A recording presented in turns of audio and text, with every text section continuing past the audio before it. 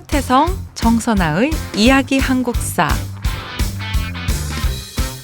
큰별 최태성 선생님과 JSA 정선아 선생님이 함께 준비한 이야기 한국사. 오늘 그 13번째 시간, 드디어 통일이 되었습니다. 이 통일을 이룩한 군주, 지난 시간에 우리 같이 이야기했었죠? 누굽니까? 그쵸, 문무왕입니다. 이 문무왕이 누구냐? 태종무열왕 김춘추의 아들입니다. 김춘추는 백제 멸망 다음에 죽었는데요. 그 아들 때인 문무왕 때 바로 통일의 위협을 달성하게 됩니다. 그렇다면 우리 하나씩 얘기해 볼게요. 오늘 제목이 통일신라, 문무왕, 신문왕 이렇게 되어 있어요.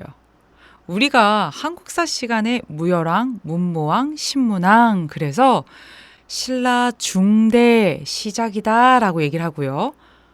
왜 통일의 위협을 달성한 문무왕 때부터가 아니라 무열왕 때부터 중대라고 들어갑니까? 라고 누군가 물어본다면 선생님들이 이렇게 말씀하셨을 거예요. 김춘추부터 진골 귀족 출신이 왕이 되었기 때문이야.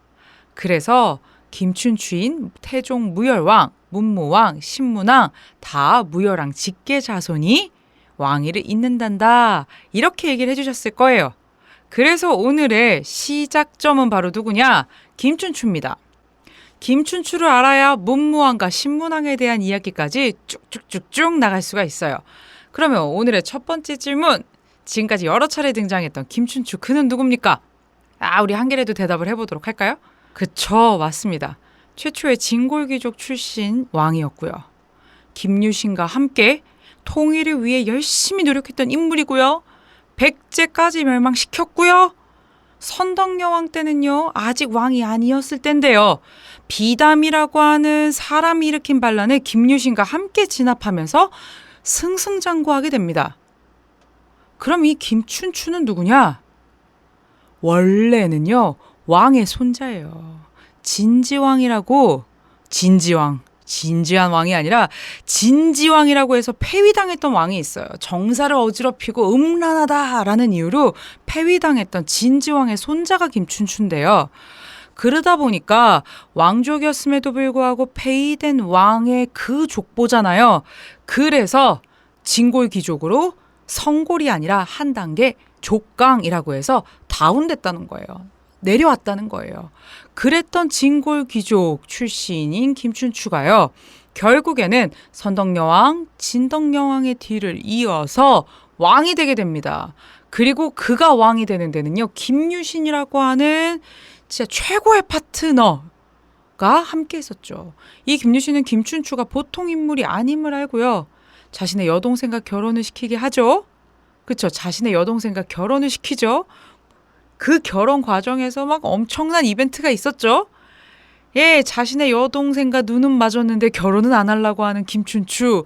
그래서 김유신이 선덕여왕 행차 시간에 맞춰서 막 여동생을 태워 죽인 다음에 연기 피우고 그 난리 끝에 결혼을 성사시킵니다. 그리고 나서 김춘추와 김유신은 정말 정치적인 지략과 군사력의 결합으로 삼국 통일의 위협을 달성하는 견인차가 되는 최고의 파트너십을 보여주죠. 그리고 그 김춘추가 죽고 난 다음에도 그 아들인 문무왕과 함께 김유신이 통일의 위협을 달성했다라는 겁니다. 그렇다면 이 문무왕이 해야 되는 것은 명확하죠. 오랜 시간 동안 전란으로 고생한 삼국의 백성을 안고 하나의 나라를 만들었으면 그들을 평안하게 하는 것, 정말 힘들었던 십몇 년의 전쟁 과정이 이제 끝났기 때문에 세금도 좀 가볍게 해주고 역도 좀 덜어주고 이런 것이 필요하지 않겠습니까? 평화, 피스 이거죠. 그래서 문무왕은요, 삼국 통일의 위협을 달성한 다음에 이렇게 민생을 안정하려는 노력을 많이 하고요. 관직과 자기를 골고루 나누어 주고요. 그리고 죽을 때 유언을 뭐라고 하느냐? 나는 동해 바다에 장례 지어달라. 불교 법식에 따라서 화장을 한 다음에 동해에 뿌려달라. 그러면 나는 용이 되어서 동해로 침입하는 왜고를 막겠다라고 유언을 남기고 죽습니다. 실제로 그 그의 화장한 유골은요, 동해 입구에 있는 큰 바위 위에 장사 지냈다라고 되어 있고요. 그 바위를 대왕암 혹은 대왕바위 이렇게 부르고 있습니다. 이거 대왕암에 대해서는 여러 가지 학설이 있지만 많은 사람들이 문무왕의 수중 대왕릉이다 라고 알고 있습니다. 그리고 그 문무왕의 뒤를 이어서 즉위한 이가 바로 신문왕이에요.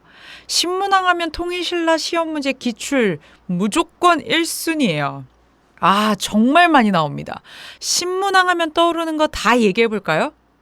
아니, 지금 떠오르는 거 없을 수 있습니다. 하지만 나중에는 이런 게 떠올라야 시험을 볼 수 있어요. 예를 들어 이런 게 떠오르시면 됩니다. 신문왕 하면 첫 번째 진골귀족 세력 숙청, 구주호소경 정비, 국학 설치, 집사부의 시중권한 강화, 노급 폐지, 관료존 지급. 와우, 외우려고 하면 진짜 힘든데요. 이야기로 이거를 꿰어가면 오늘 이 내용이 들어옵니다. 신문왕이 이렇게 업적이 많은 임금이고요. 신라 중대에 전제왕권을 강화했다라고 불리는 임금이 신문왕인데요. 이 신문왕에게 왕위를 넘기기 전 문무왕은 죽기 전에 아들 걱정을 하면서 그 당시 제일 짱짱했던 진골귀족의 우두머리였던 김음돌의 딸을 며느리로 딱 맞이해버려요. 그 얘기는 뭐냐? 짱짱한 진골귀족을 내 편으로 만듦으로써 내 아들 때 왕권이 제발 안정적이길 바라는 마음에서 한 겁니다. 그런데 문무왕이 죽고 신문왕이 즉위하자마자 김음돌이 난을 계획해요. 와우, 이런 뒤통수. 그렇지만 이 김음돌의 난은 일어나기 직전에 발각이 되어서 그 난에 연루된 진골귀족이 어마어마하게 죽거나 잡혀서 숙청당하게 됩니다. 사료를 보면요, 즉위한 지 한 달 만인 8월에 반란을 모의한 죄로 소판 김음돌, 우와, 왕의 장인이네요. 소판이란 건 그 당시 한 3번째쯤 되는 높은 관등이고요. 김음돌을 비롯해서 흥원, 진공 등을 처형했다라고 되어 있어요. 김음돌은 신문왕의 장인이었지만 전쟁에도 엄청난 공을 세운 사람이었지만 신문왕은 과감하게 그를 처형하고요. 그 며칠 뒤에 교서를 내려 왜 김음돌 일파를 참수했는지 발표했습니다. 신문왕은 뭐라고 했느냐?